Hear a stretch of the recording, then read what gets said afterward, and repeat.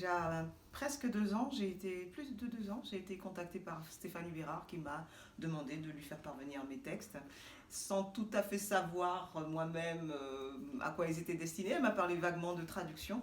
Et puis, 8-9 mois sont passés lorsque je reçois un de ces mails qui m'annonce que mon texte est lauréat donc de cette première édition du projet ACT et qu'il sera traduit en anglais et publié ici à New York, ce qui était un rêve inouï pour moi. C'est fabuleux.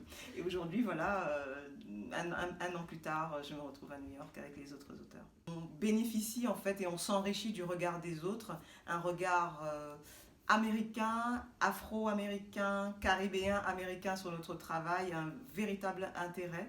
Et c'est intéressant parce qu'on s'enrichit de ce regard-là. Je trouve que cette expérience, elle est très vivifiante. Parce qu'en plus on rencontre des artistes de la Caraïbe qui vivent ici. On n'imagine pas à quel point ils sont nombreux. Et c'est super qu'ils prennent en charge ces textes-là, qu'ils leur ressemblent et en même temps qu'ils découvrent, ou à travers lesquels ils découvrent nos univers, qui vont se rencontrer là tout à l'heure. Donc je vais découvrir la lecture de La Diablesse, mise en scène par une metteuse en scène, Oceana James, qui est des îles Vierges, un acteur des Bahamas et une comédienne d'une autre île anglaise de la Caraïbe. C'est fabuleux.